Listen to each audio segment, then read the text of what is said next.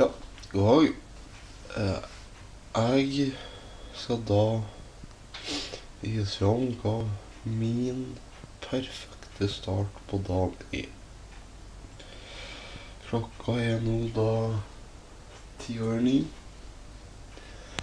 og jeg skal da starte med hva jeg da bruker å ha til meg om morgenen, til å få den perfekte starten. Så da er det da brød, så er det smør, og det er enten så er det enten peanøttsmør eller honning. Så det, og så det viktige av oss da, så er det dagens første kaffesup. Det er vel det nesten viktigere enn brødskiva, for å si det sånn. Og så da starter vi bare med å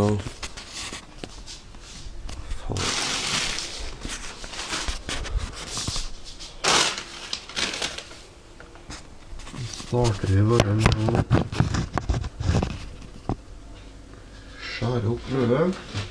Det var så tjukt inni her, ser jeg. Ja, det er ikke så farlig. Der. Sånn musikk.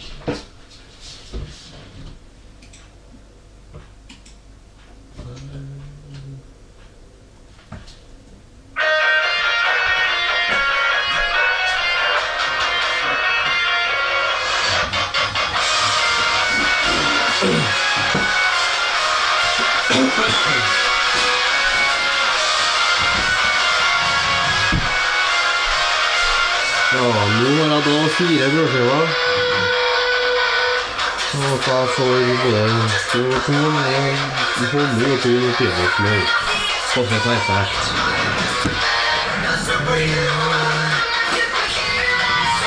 Så da det bare smør på her.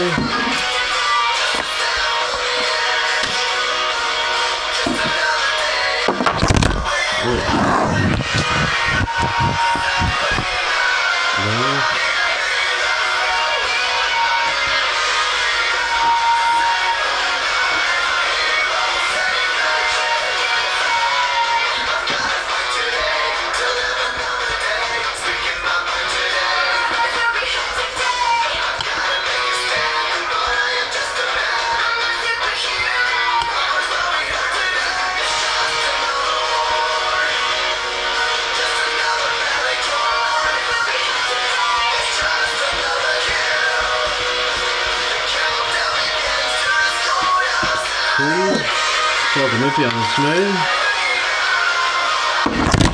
Faen da! Sånn.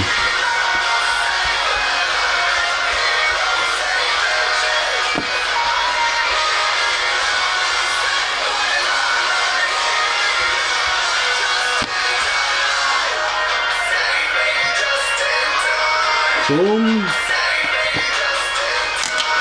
Da holder det å bli.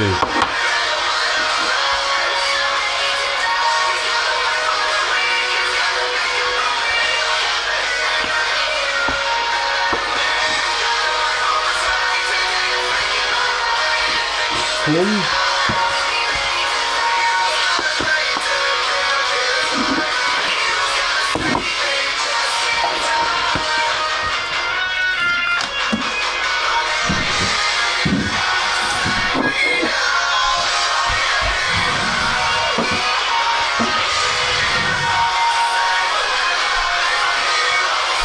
Og da prøver kaffen som heter, og du da ordner seg nå.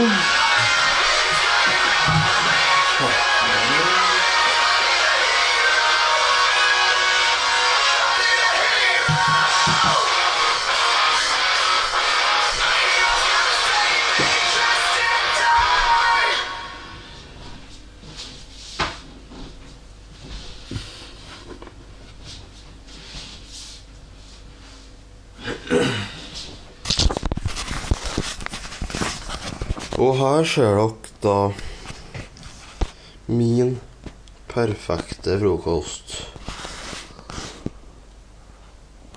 Vattnet skal ikke være her da, så det er noe ikke mye. Så, ja. Så, der ser dere nå min perfekte frokost er en kvart over 9. Jeg kan ikke si 9 da. Så da skal det begynne å være at jeg setter meg ned og et. Så skal jeg ta min perfekte start på dagen, resten etterpå. Ja, da har jeg fått ete. Og da eter jeg da resten av dagen. Jeg begynner å ete bare å drikke opp gangen. Så og slappe av og bare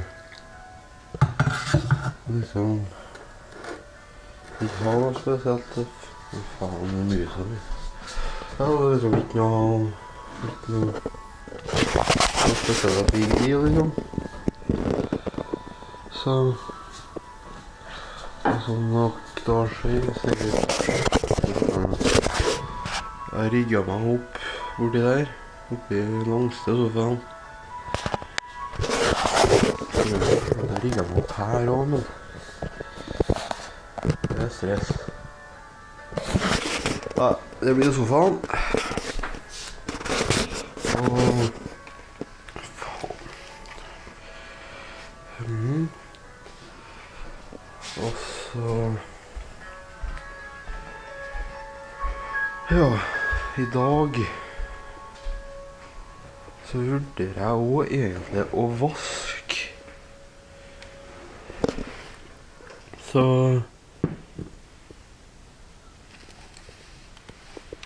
det blir liksom å skaffe seg litt penger. Så skal vi jo møte Kine i morgen. Så det er liksom jeg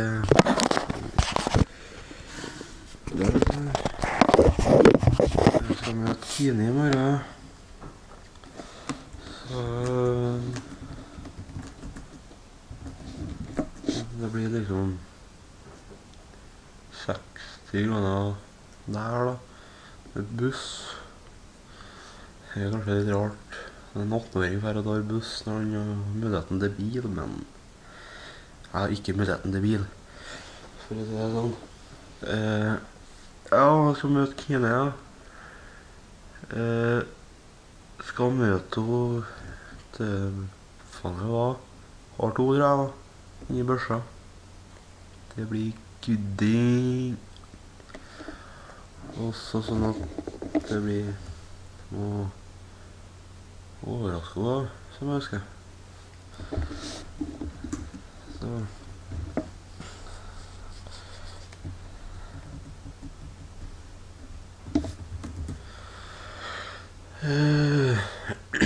ja,